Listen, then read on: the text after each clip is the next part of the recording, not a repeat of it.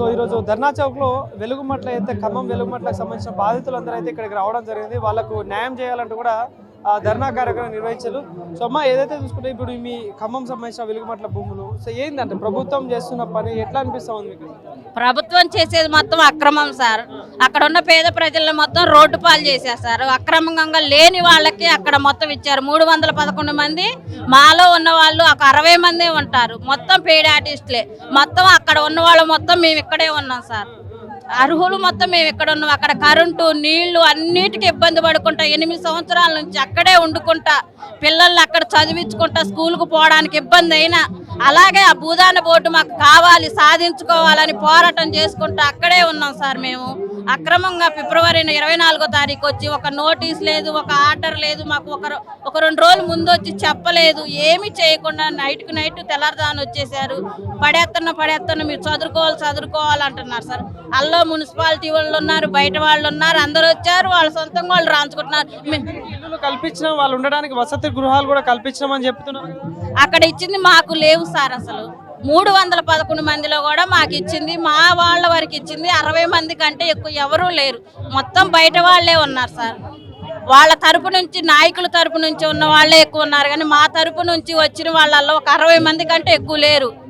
అసలు అక్కడ మీ మంత్రులు ఎవరైతే ఉన్నారో మీరంతా అక్రమంగా కట్టుకున్నారు, భూములు ఆక్రమించుకున్నారు మాట్లాడుతున్నారు. అక్రమంగా ఎందుకు కట్టుకుంటాం సార్? మాకు వినోబా గారు భూదాన బోర్డు అని ఇచ్చారు. మాకు 2014లో మాకు ఇచ్చారు. కోర్టు ద్వారా మాకు వచ్చింది. 2018లో మేము గుడిసెలేసుకొని ఉన్నాం. తర్వాత 100 గజాలు మా పార్టీ వాళ్ళు మాకు పంచి ఇచ్చారు. మేము 100 గజాలు కట్టుకున్నాం. 100 గజాలు ఇస్తే అల్లో ఎవరి స్థాయి కట్టు వాళ్ళు ఇల్లులు కట్టుకొని అక్కడ ఉన్నాం సార్. సడన్ గా వచ్చేసి మీరు అర్హులు కాదు, ఇది మీ భూమి కాదు అని అక్రమంగా వచ్చేసి అప్పటికప్పుడు వచ్చి పడేయటం అంత అవసరమే సార్. మేము 8 సంవత్సరాల నుంచి ఉన్నప్పుడు అప్పుడు ఏం చేసింది ప్రభుత్వం? అప్పుడు రావచ్చు కదా. అప్పుడు వచ్చి 1 సంవత్సరంలో మేము కట్టుకునేటప్పుడు మీకు 100 గజాలు పంచే రోజు వచ్చి మీరు అర్హులు కాదు, మీకు ఈ భూమి కాదు మీది కాదు, మాది గవర్నమెంట్ అంటే మేము ఎందుకు కట్టుకోం కదా. అక్కడ ఎందుకుంటాం ఉండం కదా. అప్పుడు ఓట్ల టైంలో వచ్చినప్పుడైనా మరి ఓట్లు అయితే వేయించుకున్నారు మీ అందరితో? ఓట్లు అయితే కావాలి. ఓట్ల కోసం అయితే అమ్మాయి అని కాళ్ళు పట్టుకున్నారు. అప్పుడు గుర్తు రాలా. ఇప్పుడు మా ఇల్లులు పడేసేటప్పుడు మేము ఎవరో కూడా తెలియదు, నాకేం జరుగుతుందో కూడా తెలియదు అని మాట్లాడుతున్నారు వాళ్ళు. అక్కడ స్థానిక మంత్రి పొంగులేటి శ్రీనివాసరెడ్డి ఉన్నాడు, వాళ్ళందరికి మీరైతే ఓట్లేసి గెలిపించారు కదా, మరి అప్పుడు గుర్తుకు రాలేదా ఇదంతా అక్రమంగా? గుర్తుకు రాలే. అప్పుడైతే తన ఓట్లు కావాలి కదా.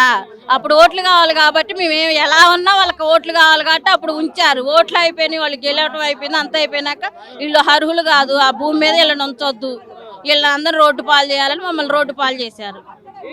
ప్రభుత్వానికి ఇట్లా అయితే ప్రవర్తిస్తున్న అయితే మేము వెలుగుమట్ల భూదాన బోర్డు సాధించే వరకు మేము పోరాటం చేస్తూనే ఉంటాం. మాకు 100 గజాలు అక్కడ ఉన్న ప్రతి ఒక్కరికి 100 గజాలు ఇచ్చే వరకు మేము పోరాటం చేస్తూనే ఉంటాం. ఈ పోరాటంలో మా ప్రాణాలు పోయినా మేము సిద్ధంగానే ఉన్నాం.